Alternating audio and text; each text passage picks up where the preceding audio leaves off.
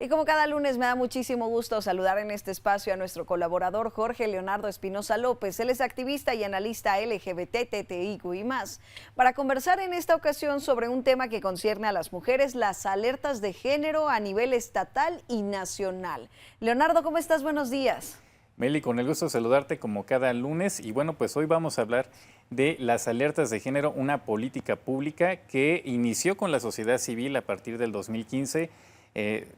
solicitando la intervención de la Corte Interamericana para que incidiera en los casos de feminicidio que se dieron en Ciudad Juárez hace algunos años. Y actualmente 23 de los 32 estados que conforman nuestro país tienen alerta de género. Concretamente en el Estado de México tenemos 11 municipios alertados, algunos con doble alerta de género, esto por feminicidio y lo otro por desaparición forzada. Y bueno, estas políticas públicas tienen la finalidad de que el gobierno federal, estatal y municipal trabajen de manera coadyuvante para poder generar seguridad,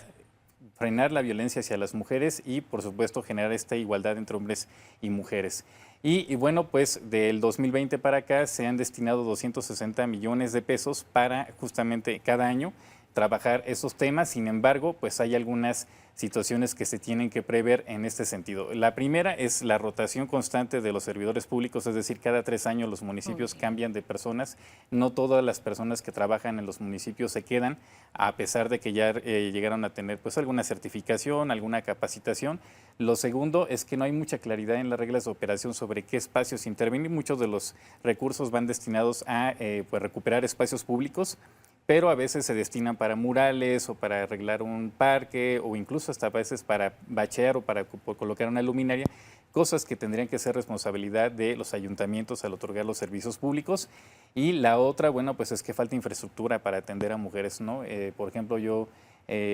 analizaría el caso de Toluca, donde no tenemos un refugio para mujeres. Entonces, la política de género sí ayuda, porque por supuesto que sí ayuda, incide en las escuelas, incide en el servicio público y en la ciudadanía. Sin embargo, hace mucho trabajo, sí, falta mucho trabajo por hacer. Y del 2015 al 2025 van 4.300 decesos, o por lo menos homicidios dolosos hacia mujeres, por lo cual pues el Estado de México sigue siendo el primer lugar en este tipo de crímenes y hay mucho que trabajar, Meli. Que es muy complejo todo este tema de las alertas de género, porque como bien lo dices, Leonardo, por ejemplo, el año pasado, no sé si quienes nos están viendo lo recuerden, aquí en el Estado de México, los legisladores de la 62ª legislatura del Estado de México hacían este énfasis en que, por ejemplo, pues no se estaban ocupando los recursos para lo que tenían que ocuparse y que, como bien dices, pues una luminaria por aquí, una calle repavimentada por allá, y entonces también empieza un poco como a malinterpretarse para qué son estos recursos,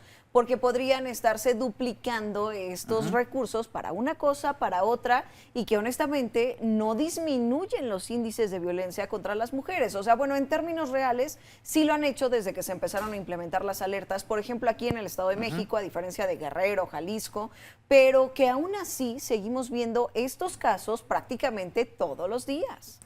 El recurso tendría que tener las reglas de operación muy definidas, es decir, toda política tendrá que obedecer a una perspectiva de género y en este sentido se tiene que escuchar a la ciudadanía, es decir, no se puede hacer una política desde el escritorio sin un diagnóstico territorial, un diagnóstico de las condiciones de desigualdad que sufren hombres y mujeres en los diferentes municipios alertados, porque se requiere estar en territorio para saber dónde se puede incidir, es decir, sí se puede a lo mejor arreglar una luminaria, sí se puede arreglar a lo mejor una carretera o un parque, siempre y cuando la misma ciudadanía te lo demande, es decir, si en un espacio se puede justificar que hay niñas, adolescentes, sí, mujeres que a lo mejor ese espacio lo ocupan en la mañana, en la tarde, en la noche y es peligroso y requiere una luminaria, entonces sí se puede justificar pues el recurso, ¿no?, para esa obra, pero desgraciadamente, por la misma rotación y por la misma falta de sensibilidad a veces de los servidores públicos que aplican este tipo de políticas públicas, pues no genera el resultado deseado, aunque es una estrategia que yo creo que sí funcionaría, pues viene de un aparato internacional como es la Corte Interamericana, que pues de alguna manera sí tiene ya muy específico que sí tiene esta función para poder ayudar en estos casos de desigualdad. No, y luego, por ejemplo, Leonardo, ahora que todos conocemos ya el dolorosísimo caso de Fernandito y de Dulce que ocurrieron aquí en el Estado de México, Por ejemplo, creemos que este tipo de alertas solo son para atender casos de feminicidios o de violencia extrema contra las mujeres, pero todo lo que vivió la mamá de Fernandito desde que comienza el proceso hasta que pues vimos el desenlace es precisamente para lo que tendría que estarse trabajando en atender estas alertas, ¿no es así? Sí, las alertas de género hablan de género justamente porque esta política tiene que incidir en hombres y mujeres. Por eso las últimas estrategias es poder llevar este tipo de conocimientos a las escuelas en los diferentes niveles para que las próximas generaciones pues generen esta perspectiva de género, esta conciencia y esta igualdad. Y este lamentable caso que tú comentas, Meli, se pudo haber evitado, Claro. ¿no? Desgraciadamente, las autoridades también pues necesitan mucha capacitación, por supuesto también implementar las policías de género, que estas regularmente pues tengan los insumos para poder llegar a la ciudadanía en el momento adecuado, y la cultura de la denuncia, que lo hemos platicado muchas veces en este espacio, que cosa que no se nombra no existe, y si no se llaman las cosas como se deberían de llamar, es decir, los feminicidios, la violencia de género, la violencia intrafamiliar, pues desgraciadamente cuando ya se pueda actuar ya es demasiado tarde. Leonardo Espinosa, como siempre, te agradecemos mucho por ayudarnos a entender todos estos temas y en este caso, este tan complejo que es las alertas de violencia de género a nivel nacional y estatal. Gracias, Leonardo. Gracias.